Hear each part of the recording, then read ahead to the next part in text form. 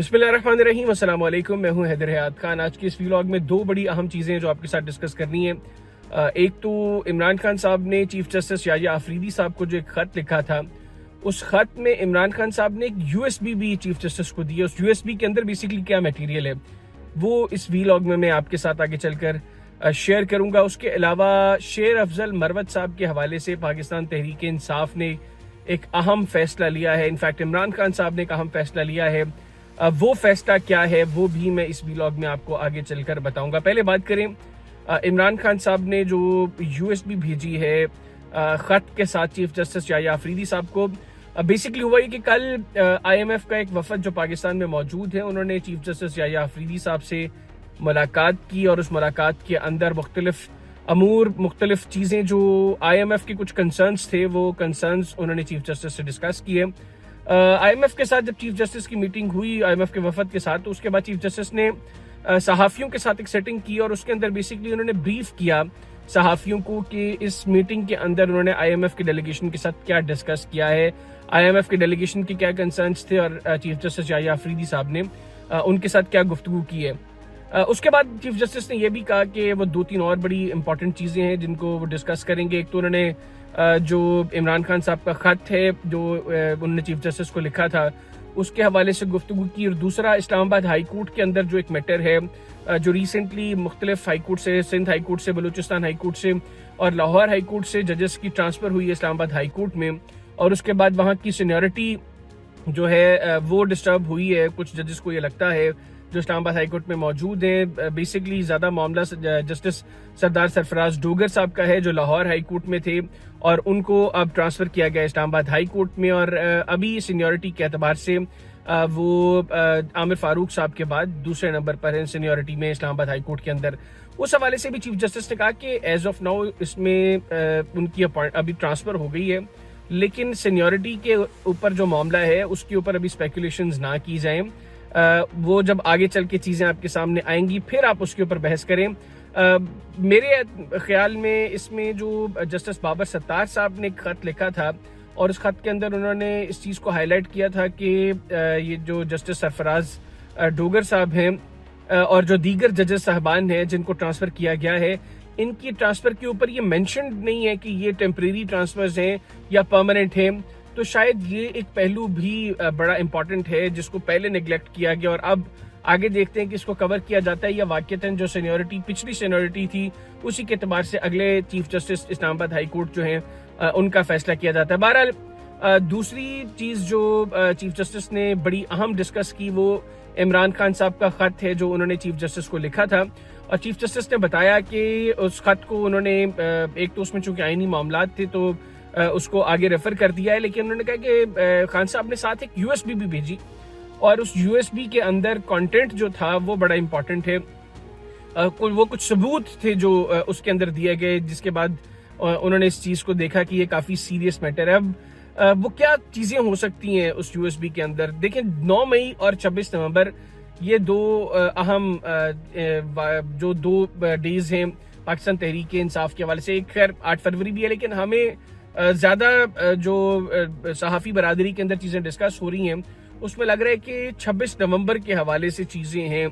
कुछ एविडेंसेस हैं जो तहरीक इंसाफ क्लेम करती है कि उनके 13 लोग रियासती दहशतगर्दी का शिकार हुए, 13 लोग उनके शहीद हुए 26 नवंबर को, और दर्जनों उनके जो तहरीक इंसाफ के दोस्त हैं वो ज़ख्मी हैं। तो वो ये क्लेम करते हैं कि ये रियासती जबर का निशाना बने हैं। तो जो सहाफ़ी बरादरी में डिस्कस हो रही हैं चीज़ें वो यही है कि शायद इस यूएसबी के अंदर 26 नवंबर के हवाले से कुछ चीज़ें हैं जो चीफ जस्टिस याहिया आफरीदी साहब को इमरान खान साहब के लेटर के साथ भेजी गई हैं। बहरहाल आने वाले दिनों में ये भी चीज़ क्लियर हो जाएगी। अब बात करें शेर अफजल मरवत साहब की। शेर अफजल मरवत साहब जो हैं बहुत से लोग जानते हैं कि इनका जो ताल्लुक है वो जुडिशरी से रहा है। इन्होंने काफ़ी अर्सा जुडिशरी में सर्व किया और फिर पाकिस्तान तहरीक इंसाफ के अंदर ये एक बड़े लीडर के तौर पर इमर्ज हुए 9 मई के बाद। 9 मई के बाद हमने जब ये देखा कि पाकिस्तान तहरीक इंसाफ के मेन स्ट्रीम की जितनी भी लीडरशिप थी वो सारी या तो गिरफ्तार हो चुकी थी या वो जो लीडरशिप थी उसके ज़्यादातर अफराद भागे हुए थे। ऐसे में शेर अफजल मरवत जो थे वो हमें दिखाई दिए हर जगह। वो जलसे कर रहे थे, तहरीक इंसाफ के कारकुनान को चार्ज करते थे, وہ تقاریر کرتے تھے. اور اس وقت بھی بہت سے لوگ یہ باتیں کرتے تھے کہ شیر افضل مروت جس طرح اوپنلی باتیں کر رہے ہیں, جس طرح اوپنلی جلسے کر رہے ہیں, لوگوں میں جا رہے ہیں, ان کے پبلک کے ساتھ جو معاملات ہیں, شاید ان کو اسٹیبلشمنٹ کی آشیرواد حاصل ہے. ایون جو پاکستان تحریک انصاف کے سرکل میں بہت سے لوگ اس وقت بھی یہ کہتے تھے کہ ہم لوگوں کو تو یہ الاؤڈ نہیں ہے کہ ہم اپنے حلقوں میں جا کر کیمپین کر سکیں, ہم لوگوں سے جا کر ملیں. تو ایسے میں شیر افضل مروت جو ہے یہ بڑا اوپنلی جا کر مل رہے ہیں, اور ان کی تحریک انصاف کے اندر کوئی پرانی ایسوسیشن بھی نہیں ہے ان کی تحریک انصاف کے ساتھ, اور اگر ہے بھی رہے بھی ہیں یہ تحریک انصاف میں تو یہ لائم لائٹ میں نہیں تھے. تو لائم لائٹ میں یہ بیسکلی آئے 9 مئی کے بعد, جس وقت پاکستان تحریک انصاف کی ساری مین اسٹریم لیڈرشپ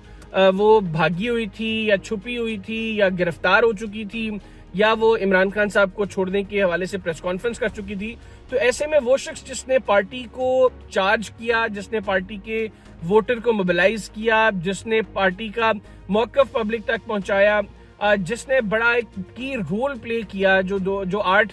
فروری 2024 کو انتخابات ہوئے اور اس کے اندر پاکستان تحریک انصاف کے حمایت یافتہ جو آزاد امیدواران تھے ان کو جس طرح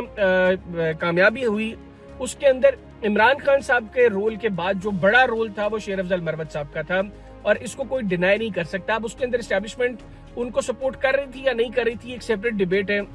لیکن اس کو کوئی ڈینائی نہیں کرے گا کہ شیر افضل مروت صاحب نے جس طریقے سے پبلک میں جا کر عمران خان کے ووٹر کو ایڈریس کیا, تحریک انصاف کے ووٹر کو ایڈریس کیا,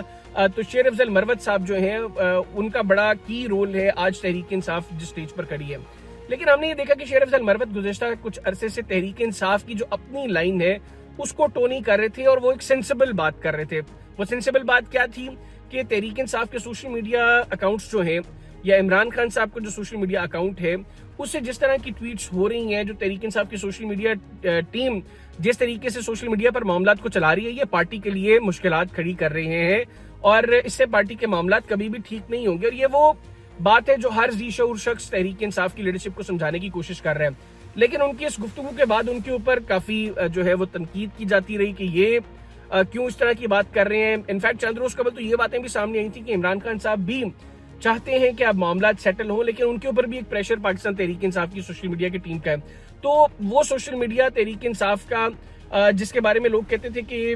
اس سوشل میڈیا کے ذریعے شعور آ گیا, اس سوشل میڈیا کے ذریعے پتہ نہیں تحریک انصاف نے کیا کر دیا ہے, جو پریشر کریٹ ہوا ہے آج حکومت کے اوپر بھی وہ بھی تحریک انصاف کی سوشل میڈیا کی وجہ سے ہے. تو وہی سے سوشل میڈیا آج عمران خان صاحب کے بھی گلے پڑا ہوا ہے, کیونکہ خان صاحب اگر کچھ پازیٹیو کرنا بھی چاہتے ہیں چیزوں کو بہتر کرنے کے حوالے سے, تو سوشل میڈیا پریشر کو دیکھ کر وہ بھی بیک فٹ پہ چلے جاتے ہیں. بہرحال اب گزشتہ کچھ عرصے میں ہم دیکھ رہے تھے کہ تحریک انصاف کا جو سوشل میڈیا ہے وہ مسلسل شیر افضل مروت صاحب پر تنقید کرتا چلا آ رہا تھا, اور اب جو تفصیلات جیل کے حوالے سے سامنے آئی ہیں, عمران خان صاحب نے پارٹی کو جو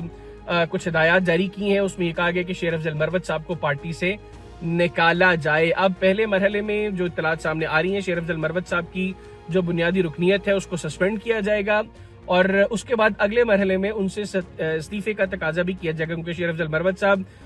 نیشنل اسمبلی کے اس وقت ممبر ہیں اور تحریک انصاف کا وہ حلف نامہ بھی جوائن کر چکے, وہ دے چکے ہیں سن اتحاد کونسل والا. تو اب شیر افضل مروت صاحب کے حوالے سے تحریک انصاف کو یہ انسٹرکشنز دے دی ہیں عمران خان صاحب نے کہ ان کو پارٹی سے نکالا جائے. دیکھتے ہیں کہ آگے چل کے ان کے معاملات بہتر ہوتے ہیں خان صاحب کے ساتھ, پارٹی کے دیگر لوگوں کے ساتھ یا نہیں, کیونکہ پہلے بھی ان کے معاملات خراب ہوتے رہے ہیں لیکن کچھ عرصے کے بعد چیزیں بہتر ہو جاتی تھیں. اب دیکھتے ہیں کہ شیر افضل مروت جو ہے وہ پارٹی میں رہ پاتے ہیں یا تحریک انصاف ان کو پارٹی سے نکالتی ہے. بہت شکریہ, اللہ حافظ.